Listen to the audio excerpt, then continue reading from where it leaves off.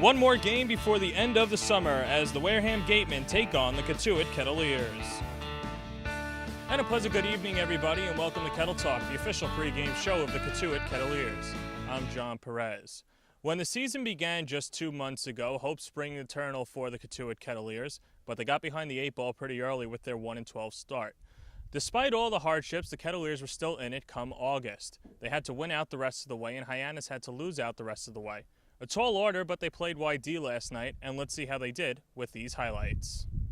Cotuit travels to West Yarmouth to take on the YD Red Sox. Michael Bowman from Jacksonville goes for the Red Sox. Toledo's Russ Ochter gets the start for the Kettleers. Top of the first, Cotuit would jump out in front. With runners on the corners and 2 outs, Cal Stevenson, the future Arizona Wildcat, hits a line to the left. Quinn Brody scores, and the Kettleers lead 1-0. Ochter was efficient through 5. Here he is striking out Corby Batesall. But in the 6th, with Connor Wanahan at third, Will Toffee from Vanderbilt lines a ball to right. Wanahan scores, and the game is tied at 1. Top of the 7th, Cotuit had an opportunity to get ahead with A.J. Balta at the plate and Quinn Brody at third, but Balta taps out to first to end the threat. Bottom of the 7th, Corey Dempster at the plate with runners on the corners, and Balta makes a diving play and then throws to the plate to get Skidmore out at the dish. The game is still tied at 1. However, later in the inning with the bases loaded and 2 outs, Joey Thomas hits this one over the center fielder Jackson Klein's head. Everyone comes around to score, and YD leads 4-1. Bottom of the 8th, the Red Sox would add some insurance with Toffee at second. Smith hits one to deep center. It hits off the wall. Toffee scores, and the Red Sox lead 5-1. The Red Sox would tack on one more and win this one 6-1. With the loss, Cotuit is eliminated from playoff contention. This is the first time they'll miss the playoffs since 2011 and the 3rd time in the Mike Roberts era. I wish I could tell you, in this sport, you don't have a magic wand. Can't snap your fingers in the third base box and say, okay, let's get a line drive base hit. We did have runners all over the bases early and had plenty of chances right from the first inning. Last night we were able to get the ball in the outfield. Tonight we weren't able to get it in. Again, we've been inconsistent, and I think you've witnessed that for 43 games. It's just to be able to play the same way. Our pitch has been great, excuse me, but however, when you're always in a 0-0, 1-1 game, there's a lot of pressure on the pitching to keep it that way. And I think we all learned our individual things. We came here with things we needed to fix and goals that we wanted to achieve. And guys worked harder in different aspects of the game. If you want to get your glove better, for me, I wanted to work some balls at second base and level out my swing.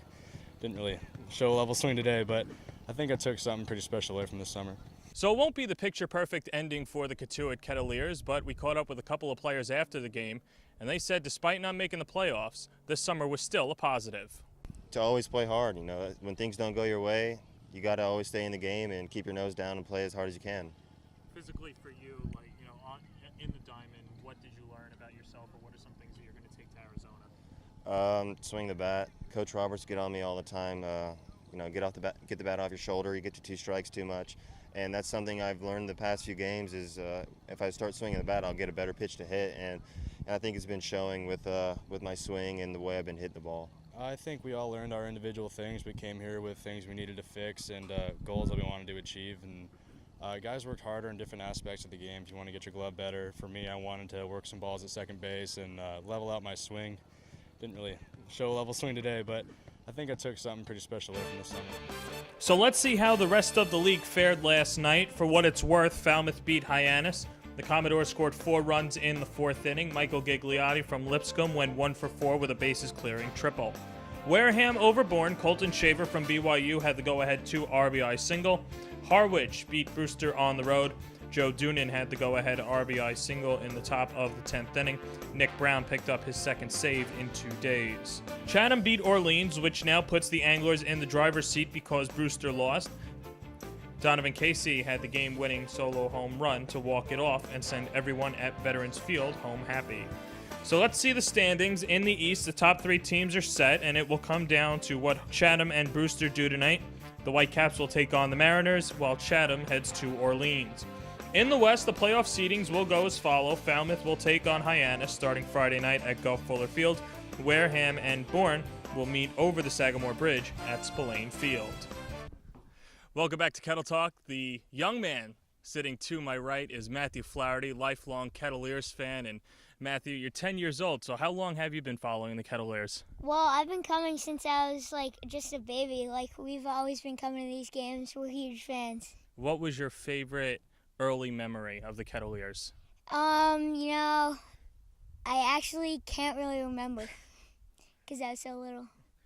What was one of your favorite teams to watch? In the Cape League? In the Cape League for the Kettleers. Oh, probably Mike Ford because he hit a lot of home runs. And just a year, what do you remember about the 2013 team? Because Coach Scott, who's standing behind the camera, was a part of that team too. Yeah, it was pretty amazing when they won it. We went nuts. How did you celebrate? We were just screaming and yelling and we were going crazy. Do you remember Coach Clark on that team too? Yeah. Was he one of your favorite players? Yeah. Is he one of your favorite coaches on his coaching staff? Yeah. When did you first meet Mike Roberts? When I was probably 5. So about 5 years ago. Yeah. I heard you guys play a lot of wiffle ball at his house too with his grandsons Brock and Tyler. Yeah, we're close friends with them. Yeah, we know them well. What's your best wiffle ball moment? Probably when I hit one in the ocean. And did you pimp it? Did you throw the bat flip? Yeah, I did a nice bat flip like Jose Bautista. And just so everyone knows out there, Brock is how old? 3 years old, and Tyler's 7? Brock is 4, yeah. So you had a home run off a 4-year-old and then pimped it? Yeah. Okay. All right, good. I'm glad that that's all right. So why don't you tell everyone what school you go to? I go to Fessenden. And where's that? It's in Newton, Mass. And that's right around Boston, right? Yeah. And what's your favorite class? Probably gym. Why gym? Because I love sports. Now, we see you take batting. Now, for people that don't know, the Flahertys actually, there's 3 of them, and they take fly balls and they shag for early batting practice. And you made, I think, 25 catches this summer? Yeah. Why don't you tell us about number 25, because it was pretty special. So Jack Klein hit one, and I was in right field, and it was kind of tailing, and I was like, I got to get this. I got to get to 25, and I dove, and I caught it. And it was a full extension dive. Yeah, it was a nice catch. Who are a couple of your favorite players on this year's team? Doesn't have to be one. I like the returners, but mostly I don't know, Tim, Jack Klein. I like a lot of the guys. And you got some pretty sweet gear afterwards, right? Somebody gave you the batting gloves? Yeah. What are you going to remember about this summer? The whole summer. How many people are you going to show this interview to? Probably all my friends. And the entire school too, right? Oh, definitely. And what is your favorite show to watch on the Cape? I'm not sure. In terms of all the Cape League baseball teams, what is your favorite show to watch? Kettle Talk. And who's your favorite host? Jon Perez. Oh, well, there you go. You heard it first. All right, there you go. It's my buddy Matthew here. We'll be back right after this with starting lineups.